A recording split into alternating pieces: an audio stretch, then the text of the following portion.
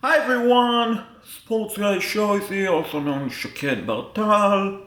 Ladies and gentlemen, I hope everyone is doing well today. And ladies and gentlemen, boys and girls, let's talk about the NBA, shall we? Because there's a lot going on right now in the NBA. We had a first thing happen earlier where there was a big time trade in the NBA. The Phoenix Sun traded away NBA Hall of Famer, forward / shooting guard Kevin Garnett to the Houston Rockets, and in return the Sun got Jalen Green, Dylan Brooks, the 10th overall pick in this draft, and 5th second round pick going forward, future unprotected. Now, here's the thing. The Rockets, on the surface, made a great trade. They are getting one of the best players in the NBA right now. At the same time, KD is 36 years old, ladies and gentlemen. So for NBA player standard, he's very old. And he's probably going to play 1 to 2 more seasons. So basically, if the Rockets don't win the championship in the next 2 years, it's not going to be a great trade for them, because Jalen Green and Dylan Brooks are 2 players who are going to be very good for a very long time. Plus, the Sun have a top 10 pick along with their draft pick, and so they have ammunition to trade up in this draft or select a player number 10, plus the 5th second round pick in the future. So it's the type of a trade that it's a win-win, but honestly, if I'm the Rockets, I wouldn't have made this trade. I really wouldn't. Because you're trading away 2 really good players for 1 very good player, Hall of Famer, but he's 36 years old. If Kevin Garnett was, let's say, 29, 30 years old, I would have been on board and saying, go ahead, Rockets, make the trade. Make it. But basically, you're basically putting all the eggs in one basket and saying, we need to win the championship this year or next year, otherwise, it's not going to work out for us. So I necessarily don't agree with the trade that the Rockets did. I think, honestly, it's a win-win trade, and I really think the Sun got pretty good asset. They got pretty good asset in return, which will help them rebuild, retool, and make the playoff next year. The Rockets better hope to win the championship, not to make it to the final or to the conference final, but to make it to the NBA final and win it. Because if you don't win the championship next year or the following year, you basically lose out. You basically lost the trade. That is how I see it as far as the trade go for the NBA. Then, let's talk about, ladies and gentlemen, we have the NBA final tonight. The heroic Indiana Pacers falls Game 7 without Tyler Halliburton, their best player, one of the best players in the game right now.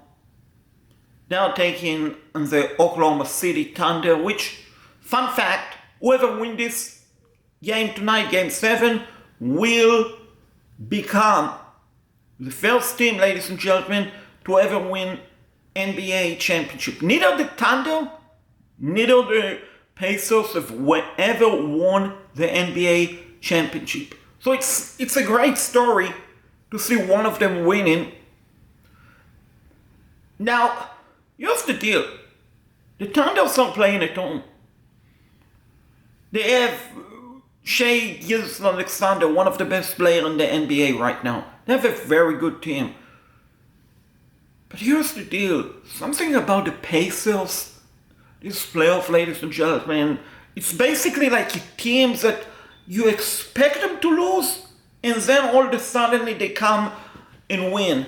I mean, no one expected going to the playoff. No one expected the Pacers to beat the Cavaliers. The Cavaliers were one of the best teams going to the playoff. But the Cavaliers lost to the Pacers. Then no one expected the Pacers to beat the New York Knicks. They did that. And now here we are in the NBA championship. 7 games. Going to the series, even with Tyler Halliburton. Everyone said that, the Pacers they don't have a chance. It's probably going to be 5 games. OKC in 5 games. Well, here we are, game 7. Anything can go. I think the Pacers are going to pull it off. Like I said, this is something special about them. I'm not sure what exactly, but something is special about this Indiana Pacers team that you pull against them, but they come back and win. If you pick them to win, they're probably going to lose. But I just think something is special about this Pacers team, and nothing against the Thunder, because they had a great run. They had a great season. They will be back. They will be back probably next season and so on, because they have the young foundation. So are the Pacers. But in a way, people expected the Thunders to make it to the NBA championship, because they finished number 1 seed in the Western Conference. The Pacers did not. So my whole point is, ladies and gentlemen, the Indiana Pacers team, my gosh, something is special about them, and I think it only would be fair if they end up winning the NBA championship tonight. Will they? I don't know. I mean, I'm not Nostradamus, obviously, but just for the fun of it, I'm going to go with the Pacers 108 to 104. Pacers will win the NBA championship. And then, finally, NBA-wise, we have the NBA draft. NBA draft is coming up on Wednesday. First round, second round is on Thursday. From ESPN studio, the first round is from the Barclays Center, which doesn't make sense from rating-wise. Why are we having the second round on Thursday and not have it all on one night? Come on, ESPN. Come on, NBA. Let's have it on one night. Because anyway, not a lot of people tune in for the second round. It's boring. It's flat out boring. And I'd rather have the first round, second round on one night and do it like that. So we will have the first and second round on 2 separate days. Doesn't make sense, but it is what it is. Now, this is a deep draft, ladies and gentlemen. This is a very deep draft compared to previous year where there wasn't a lot of talent after the first or second pick. Not this year. Not this year. This year, you can get very good talent in the 5th, in the 6th, in the 7th, the 8th, even the 10th pick. You can get a potential all-star.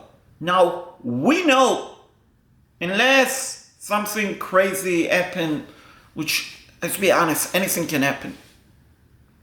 But unless something crazy, unbelievable taking place, we know, ladies and gentlemen, that the Dallas Mavericks will be selecting Cooper Flag with the first overall pick, which I just want to say, ladies and gentlemen, the NBA draft lottery, in my opinion, is rigged. It's absolutely rigged. And nothing against the Mavs. Congrats. You're going to get Cooper Flag. But here's the deal. Dallas traded a couple of days before the trading deadline. Luka Doncic, they're all pro, best player on the team, to the Lakers. And then the Mavericks, ladies and gentlemen, the Mavericks had the lowest chance possible of winning the NBA draft lottery. They were supposed to be picking number 13 pick. I remind you, Dallas was supposed to be picking 13 overall. And somehow, some way, they moved up. Dallas Mavericks moved up to the first overall pick. And then the Spurs, who were supposed to have not as good of a chance, they moved up to the second pick. And the Sixers, not a good chance, they moved up to the third pick. And Charlotte dropped to the fourth pick. Utah and Washington dropped to fifth and sixth pick. Remind you all that the Jazz had the worst record in the NBA, followed by the Wizards and the Hornets.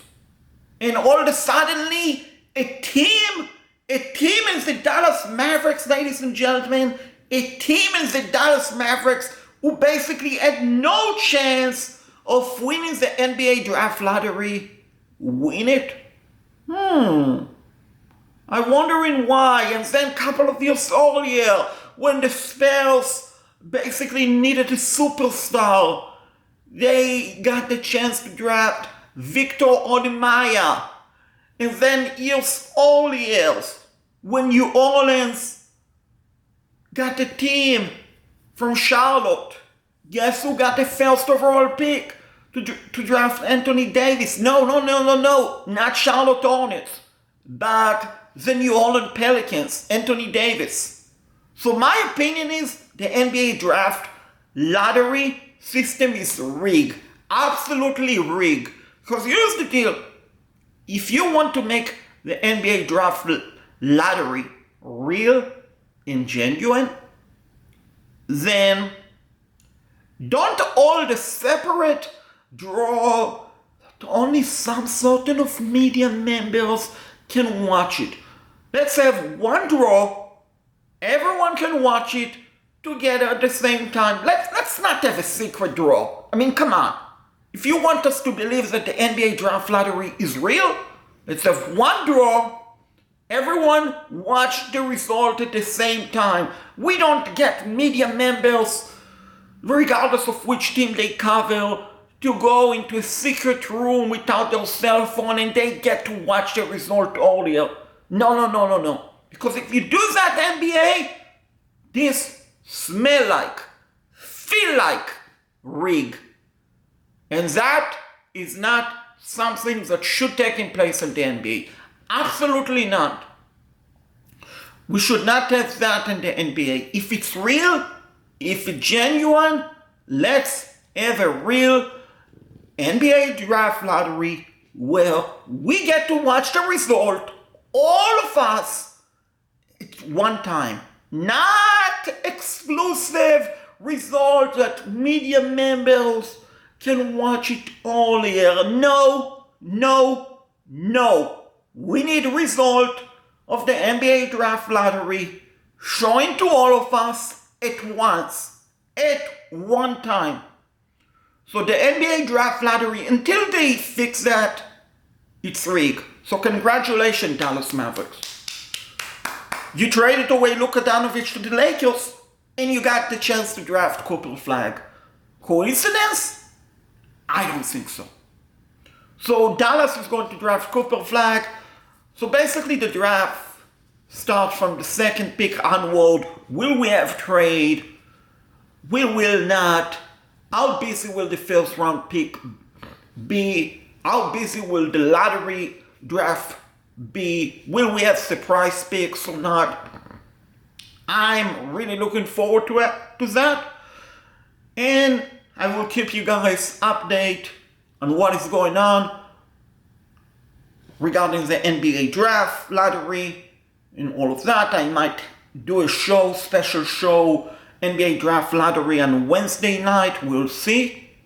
If not, if I don't do a show, I will keep you guys still updated.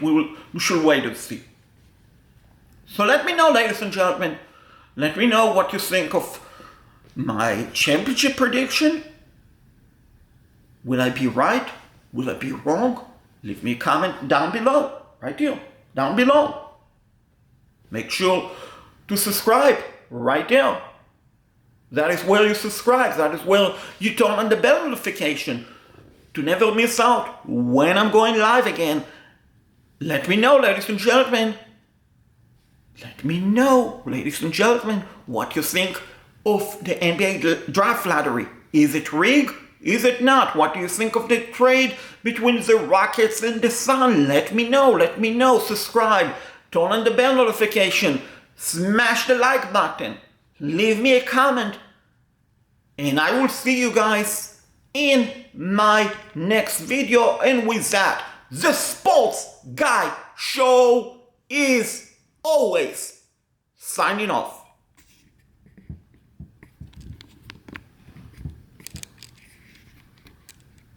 Which I'm open to sign off.